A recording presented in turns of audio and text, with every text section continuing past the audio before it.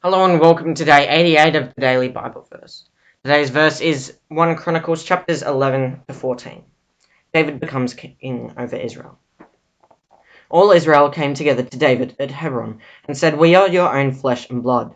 In the past, even while Saul was king, you were the one who led Israel on their military campaigns. And the Lord your God said to you, 'You will shepherd my people Israel, and you will become their ruler.'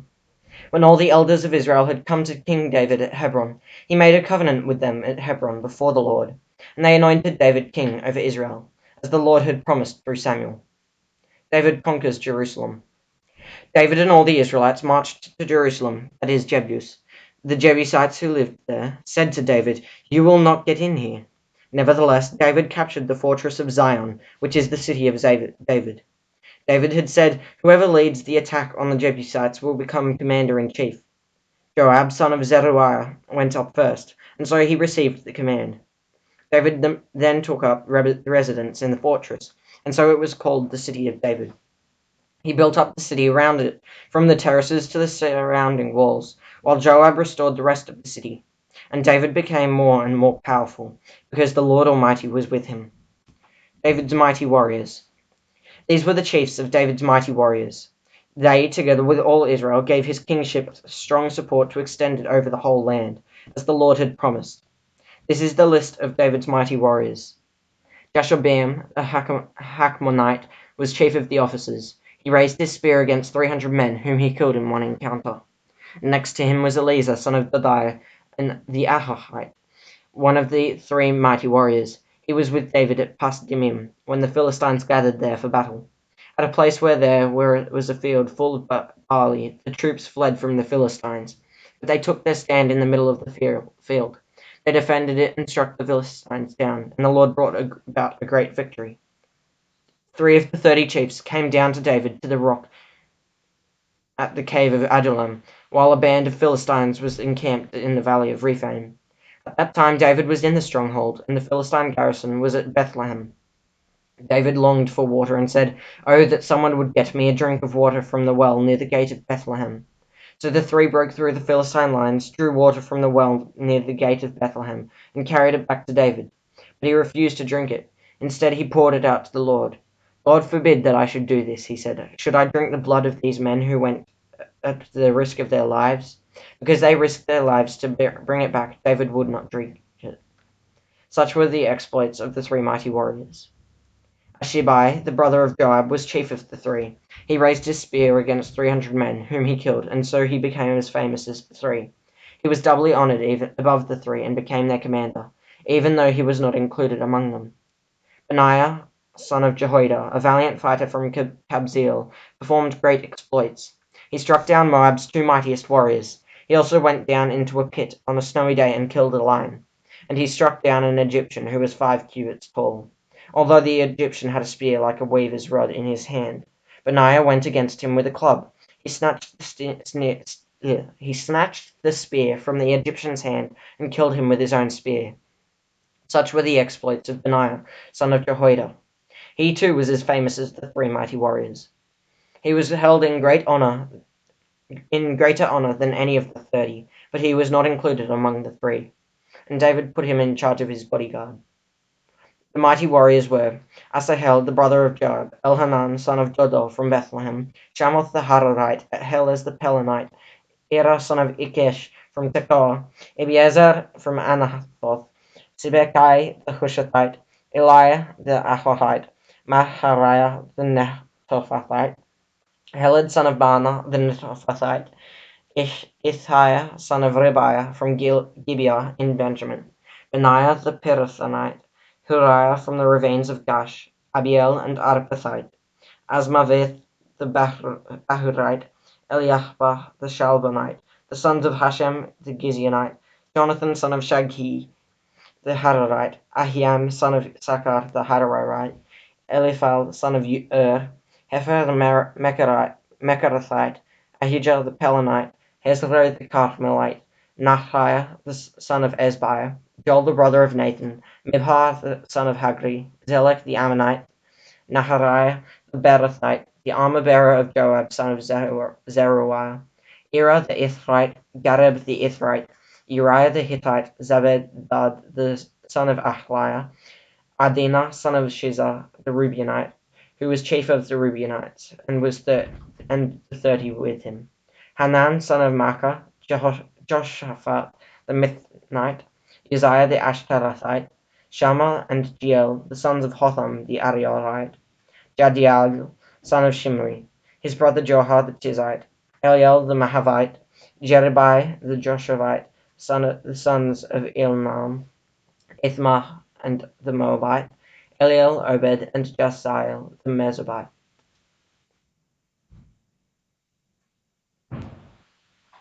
Warriors joined David.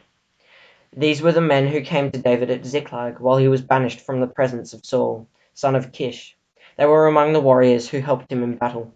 They were armed with bows and were able to shoot arrows or to sling stones right-handed or left-handed. They were relatives of Saul from the tribe of Benjamin.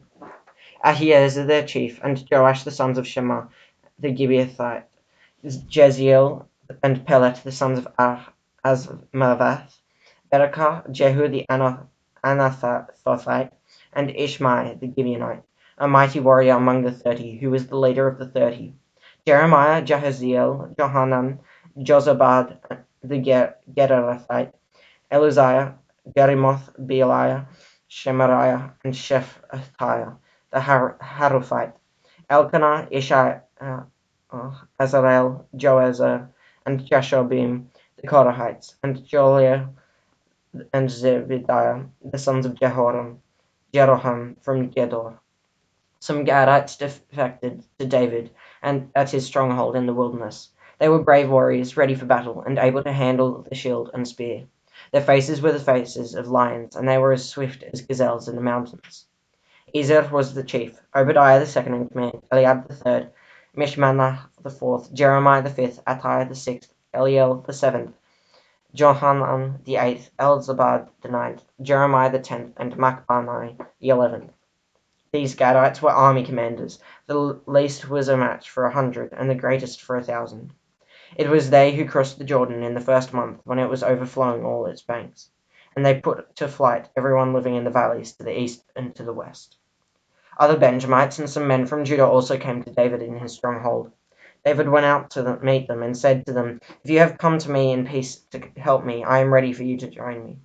But if you have come to betray me to my enemies when my hands are free from violence, may the God of our ancestors see it and judge you." Then the Spirit came on Amasai, chief of the 30, and he said, "We are yours, David. We are with you, son of Jesse. Success, success to you, and success to those who helped you, for your God will help you." So David received them and made them leaders of his raiding bands. Some of the tribe of Manasseh defected to David when he went with the Philistines to fight against Saul. He and his men did not help the Philistines because after consultation their rulers sent him away. They said, "It will cost us our heads if he deserts to his master Saul." When David went to Ziklag, these were the men of Manasseh who defected to him: Adnah, Jozabad, Jadiel, Michael, Jozabad, Elihu, and Zilithai, leaders of units of 1,000 in Manasseh. They helped David against raiding bands, for all of them were brave warriors, and they were commanders in his army. Day after day men came to help David until he had a great army, like the army of God. Others joined David at Hebron. These are the numbers of the men armed for battle who came to David at Hebron to turn Saul's kingdom over to him, as the Lord had said. From Judah, carrying shield and spear, 6,800 armed for battle. From Simeon, warriors ready for battle, 7,100. From Levi, 4,600, including Jehoiada, leader of the family of Aaron, with 3,700 men, and Zadok, a brave young warrior, with 22 officers from his family. From Benjamin, Saul's tribe, 3,000, most of whom had remained loyal to Saul's house until then. From Ephraim, brave warriors, famous in their own clans, 20,800. From half the tribe of Manasseh, designated by name to come and make David king, 18,000. From Issachar, men who understood the times and knew that what Israel should do, 200 chiefs with all their relatives under their command. From Zebulun, experienced soldiers prepared for battle with every type of weapon to help David with undivided loyalty, 50,000. From Naphtali, 1,000 officers, together with 37,000 men, carrying shields and spears. From Dan, ready for battle, 28,600. From Asher, experienced soldiers prepared for battle, 40,000. And from east of the Jordan, from Reuben, Gad, and the half-tribe of Manasseh, armed with every type of weapon, 120,000. All these were fighting men who volunteered to serve in the ranks. They came to Hebron fully determined to make David king over all Israel. All the rest of the Israelites were also of one mind to make David king. The men spent 3 days there with David, eating and drinking, for their families had supplied provisions for them.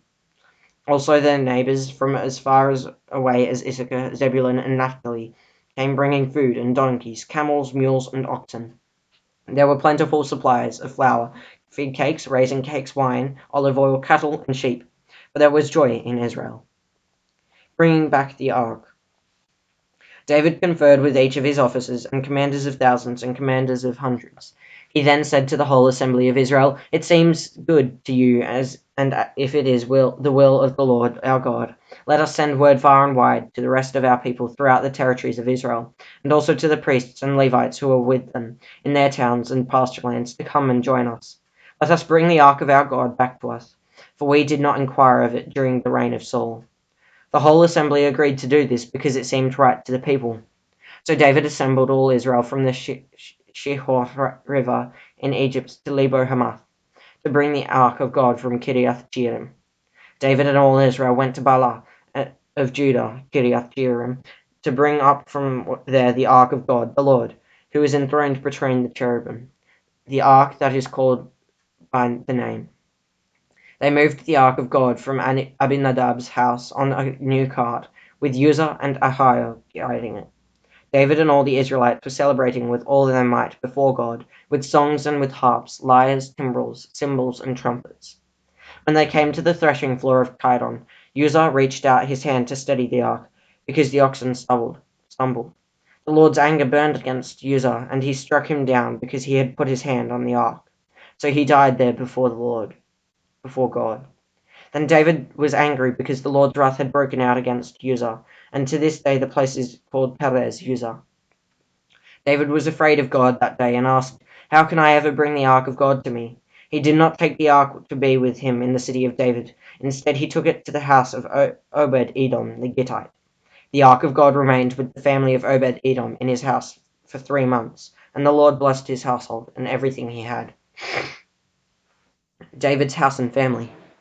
Now Hiram, king of Tyre, sent messengers to David, along with cedar logs, stonemasons, and carpenters, to build a palace for him.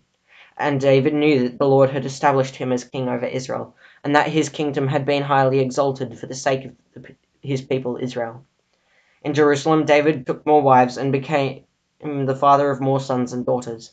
These are the names of the children born to him there: Jamuah, Shobab, Nathan, Solomon, Ibhar, Elishua, Elphelet, Noga, Nepheg, Japhiah, Elishama, Beeliada, and Eliphelet.